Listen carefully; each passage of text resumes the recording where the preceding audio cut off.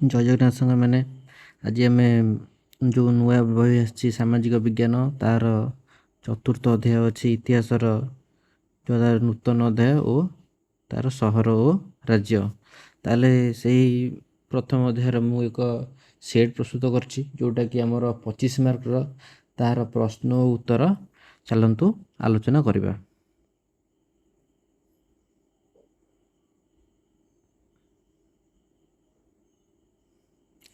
ଏଠି ଯେମିତି ହେଲେ ଦେଖିପାରିବେ, ମଗଧ ମହାଜନପଦର ପ୍ରାଚୀନ ରାଜଧାନୀ କ'ଣ ଥିଲା ନା ରାଜଗୃହ ଥିଲା। ତାପରେ ଭାରତର ପ୍ରଥମ ନଗର ସଭ୍ୟତା ବା ଡ୍ୟାସ୍ ସଭ୍ୟତା ଜଣାଶୁଣା ଥିଲା, ସିନ୍ଧୁ ସଭ୍ୟତା ବା ହରପ୍ପା ସଭ୍ୟତା ଜଣାଶୁଣା ଥିଲା।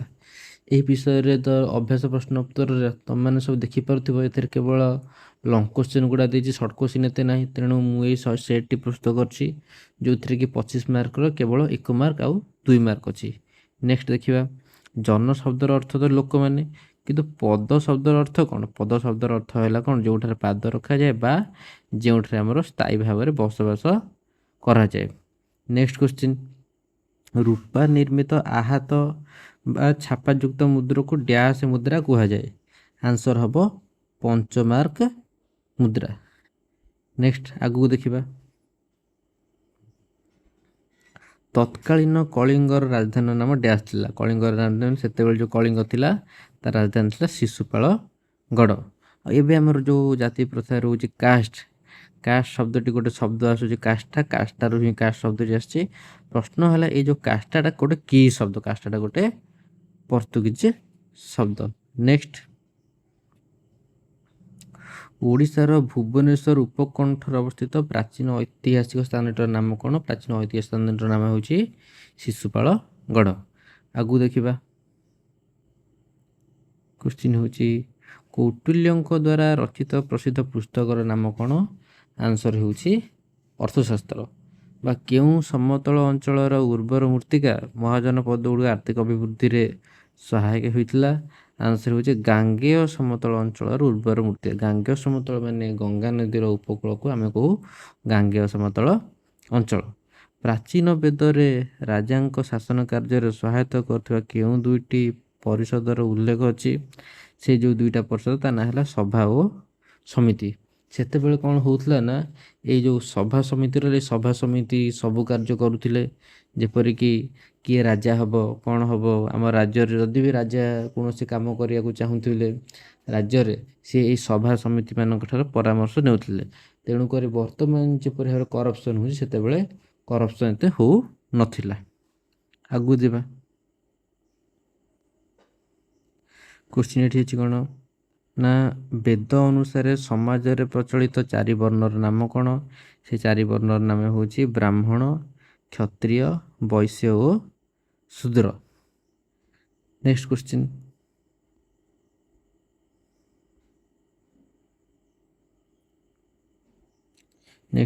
ହେଉଛି ଖ୍ରୀଷ୍ଟପୂର୍ବ ପ୍ରଥମ ସହସ୍ରାବ୍ଦୀରେ ଯାତାୟାତ ପାଇଁ ବ୍ୟବହାର ହେଉଥିବା 2ଟି ମୁଖ୍ୟ ମାର୍ଗର ନାମ କ'ଣ?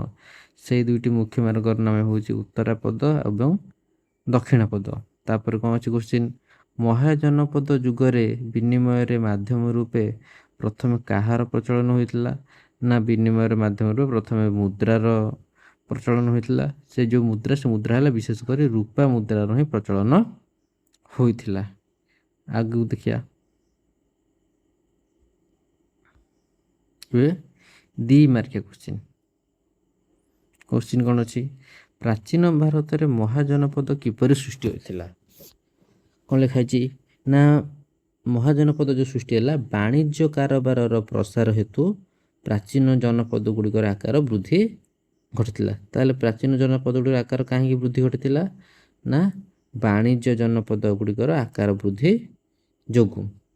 ଏବଂ ପରସ୍ପର ମଧ୍ୟରେ ଯୋଗାଯୋଗ ବଢ଼ିଥିଲା। ଯେହେତୁ ଆମର ବାଣିଜ୍ୟ ହେଲା, ଜଣେ ସେଲର ରହିଲା, ଜଣେ ବାୟର ରହିଲା, ପୁଣି ସେଲର ମାନେ କ'ଣ ଥିବେ, ତାଙ୍କର ରୋଜଗାର ପାଇଁ ଗୋଟେ ଦୂର ଜାଗାରେ ଆସୁଥିବେ ରୋଜଗାର କରିବା ପାଇଁ, ସେହି ସ୍ଥାନର ଲୋକମାନଙ୍କ ସାଙ୍ଗରେ ମିଶାମିଶି କରୁଥିବେ, ଯାହାଫଳରେ କି ସେମାନଙ୍କ ମଧ୍ୟରେ ଯୋଗାଯୋଗ ବଢ଼ିବ।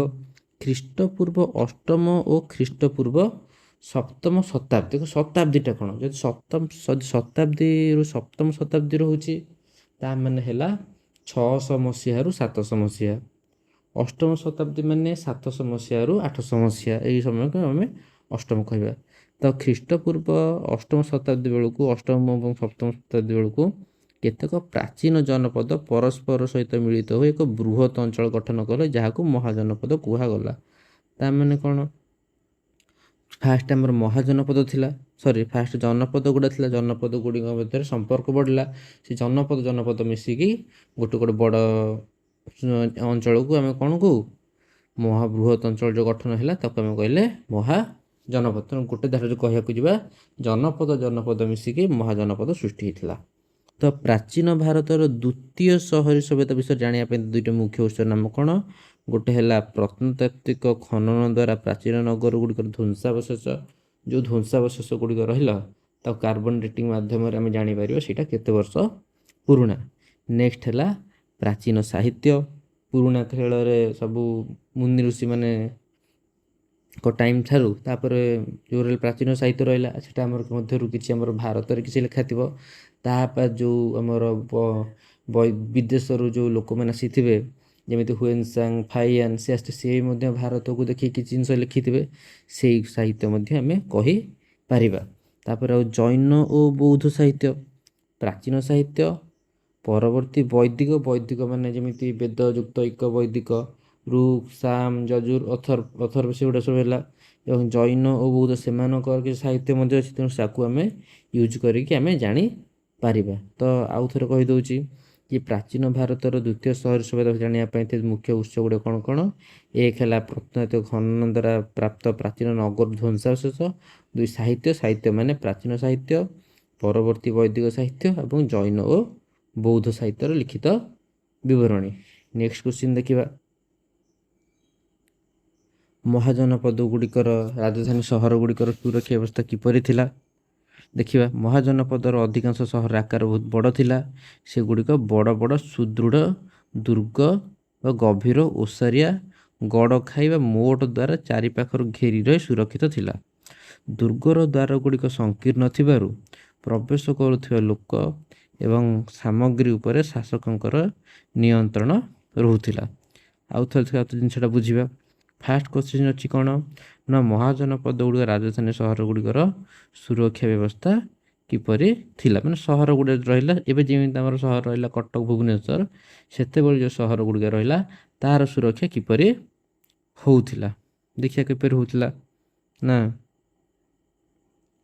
ମହାଜନପଦର ଅଧିକାଂଶ ସହର ଆକାର ଯେହେତୁ ବଡ଼ ଥିଲା, ସେଗୁଡ଼ିକ ବଡ଼ ବଡ଼ ସୁଦୃଢ଼ ଦୁର୍ଗ ବା ଗଭୀର ଓସାରିଆ ଗଡ଼ ଖାଇ ଦ୍ୱାରା ଚାରିପାଖରୁ ଘେରି ସୁରକ୍ଷିତ ଥିଲା। ଗୋଟେ ୱାର୍ଡ଼ରେ କହିପାରିଲେ ସେଥିରେ ଗୋଟେ ଦୁର୍ଗ ଥିଲା ଏବଂ ଓସାରିଆ ଗଡ଼ ଖାଇ ଦ୍ୱାରା ଚାରିପାଖରୁ ସେଇଟା ଘେରିକି ସୁରକ୍ଷିତ ଥିଲା। ତାହେଲେ ମହାଜନପଦ ରାଜଧାନୀ ଗୁଡ଼ିକ କାହା ଦ୍ୱାରା ଘେରିକି ସୁରକ୍ଷିତ ଥିଲା?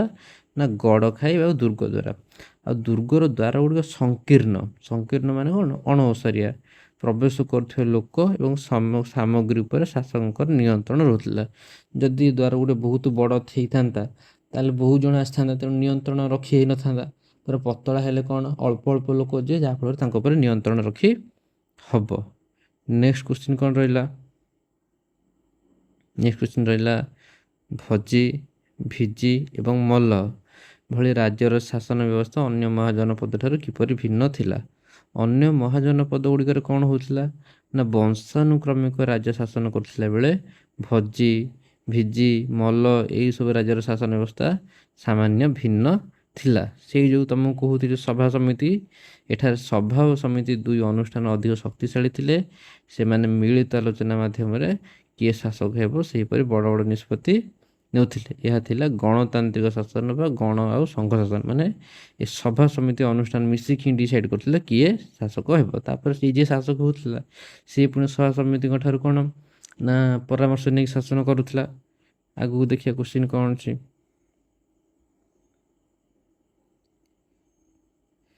ଦ୍ୱିତୀୟ ସହରୀକରଣ ସମୟରେ ଲୁହାର ଆବିଷ୍କାର କୃଷି ଓ ଯୁଦ୍ଧ କ୍ଷେତ୍ରରେ କିପରି ପ୍ରଭାବ ପକାଇଥିଲା?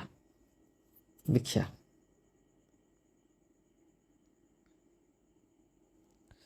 ଲୁହାର ଆବିଷ୍କାର କୃଷି କ୍ଷେତ୍ରରେ କ'ଣ ଆମର ହଳ କଲା, ଅନ୍ୟାନ୍ୟ କାର୍ଯ୍ୟକୁ ସହଜ କରି ପ୍ରଚୁର ଉନ୍ନତି ଆର୍ଯ୍ୟ ଆଣିଥିଲା। ଥିଲା। ଯୁଦ୍ଧ କ୍ଷେତ୍ରରେ ଆମର ବିଭିନ୍ନ ଅସ୍ତ୍ରଶସ୍ତ୍ର ଯେମିତି ହାଲୁକା ଓ ତୀକ୍ଷ୍ଣ ଅସ୍ତ୍ରଶସ୍ତ୍ର ଯେମିତି ଖଣ୍ଡା, ବର୍ଚ୍ଛା, ଶର, ଢାଳ ଏସବୁ ରହୁଥିଲା। ତାପରେ ଏଇ ମହାଜନପଦ ଗୁଡ଼ିକ ମଧ୍ୟରେ ସାମରିକ ସଂଗ୍ରାମରେ ନିର୍ଣ୍ଣାୟକ ଭୂମିକା ଗ୍ରହଣ କଲା। ତାପରେ ଦେଖିବା କ'ଣ ଅଛି।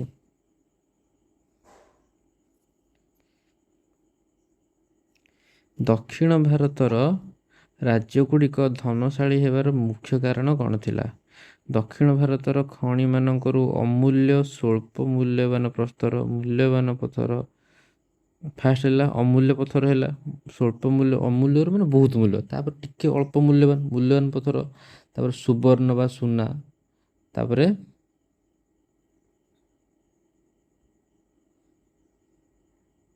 ପ୍ରସିଦ୍ଧ ମସଲା ଦ୍ରବ୍ୟରୁ ପ୍ରଚୁର ଉତ୍ପାଦନ ହେଉଥିଲା। ଏହି ସାମଗ୍ରୀ ଦ୍ୱାରା ସେମାନେ ଦେଶ ବିଦେଶ ମଧ୍ୟରେ ବାଣିଜ୍ୟ କରିବା ସହିତ ସମୁଦ୍ର ପଥର ବାହାର ଦେଶ ସହିତ ବ୍ୟାପାର କରି ବହୁତ ଧନଶାଳୀ ହୋଇପାରିଥିଲା। କ'ଣ କ'ଣ ଥିଲା ତାଙ୍କ ପାଖରେ? ମୂଲ୍ୟବାନ ପଥର ଥିଲା, ସୁନା ଥିଲା ଆଉ ମସଲା ଥିଲା। ତାକୁ ନେଇକି ଆମେ କ'ଣ ଦେଶ ଭିତରେ ବାଣିଜ୍ୟ କରୁଥିଲେ, ତା ସହିତ ଏଇଠି ଯେତେବେଳେ ଆମର ଦେଶ ଭିତରେ ବାଣିଜ୍ୟ ତା ସହିତ ସମୁଦ୍ର ସହିତ ଦେଶ ବାହାରେ ମଧ୍ୟ ବାଣିଜ୍ୟ, ଯାହାଫଳରେ ବହୁତ ଲାଭବାନ ହୋଇଥିଲେ, ଧନଶାଳୀ ହୋଇପାରିଥିଲେ। ଆଶା କରେ ଏ ଭିଡ଼ିଓଟି ପସନ୍ଦ ହେଇଛି।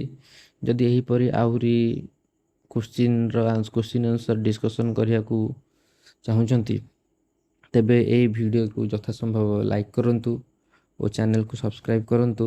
ଧନ୍ୟବାଦ।